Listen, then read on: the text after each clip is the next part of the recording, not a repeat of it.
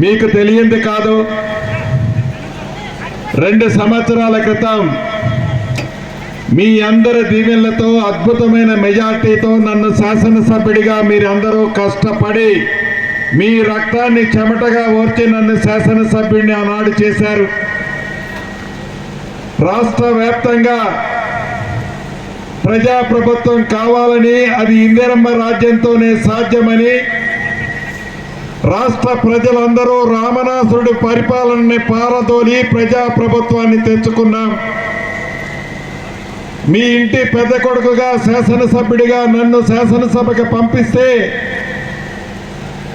గౌరవ ముఖ్యమంత్రి రేవంత్ రెడ్డి గారి నాయకత్వంలోని మన కేబినెట్లో మంచి శాఖలతో ఈనాడు మంత్రిగా మీకు సేవ చేసే అవకాశం కలిగింది. ఈ 2 సంవత్సరాలలో ఏదైతే ఈనాడు మనం ఎదుర్లాపురం మున్సిపాలిటీని చేసుకున్నామో, ఈ మున్సిపాలిటీని అన్ని రంగాల్లో ముందుకు తేవాలని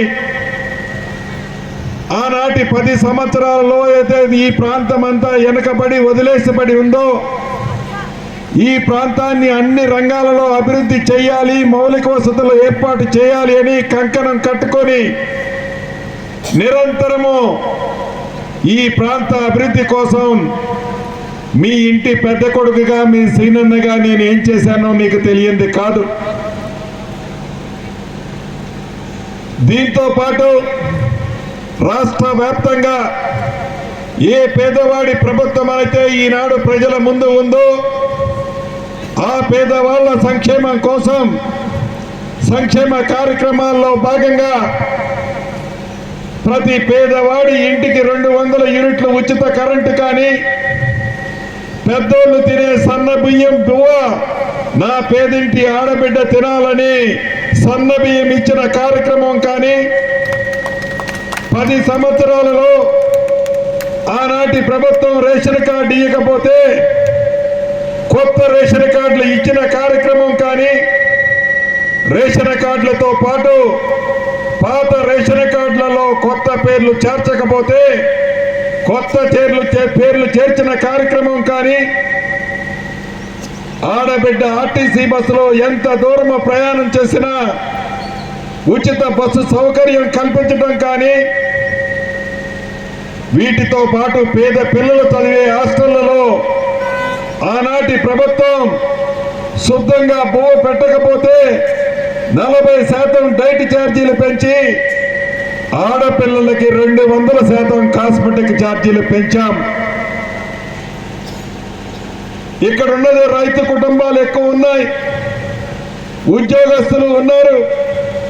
ఉద్యోగస్తులకి టెన్షన్గా 1వ తారీఖు నాడు మన ప్రభుత్వంలో జీతాలు ఇచ్చుకుంటున్నాం.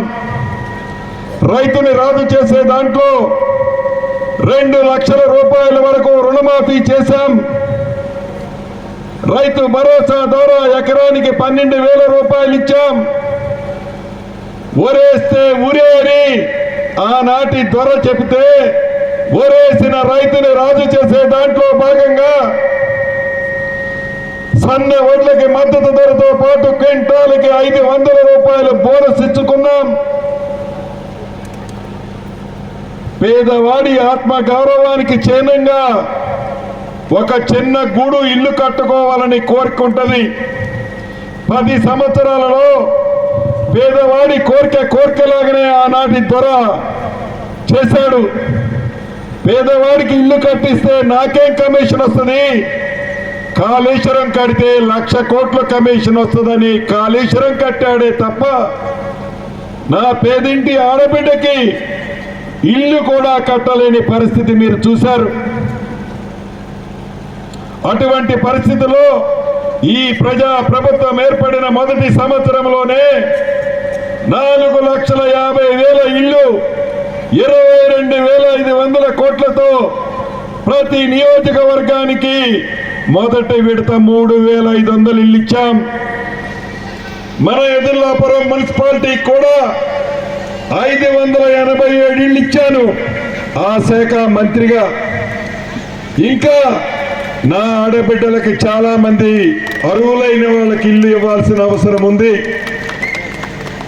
ఇల్లే కాదు, ఇళ్ల స్థలాలు లేని నిరుపేద నా ఆడబిడ్డలు ఉన్నారు ఇక్కడ.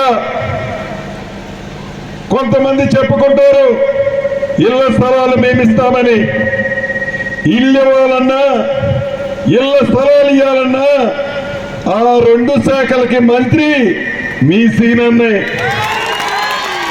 ఆ 2 శాఖలకి మంత్రి సీనన్నే. కాబట్టి ఎవరు ఏ మాటలు చెప్పినా, ఏ కబుర్లు చెప్పినా, కట్టుకథలు చెప్పినా నమ్మొద్దని నా తోబుట్టువులకి శిరస వంచి చెప్తున్నాను.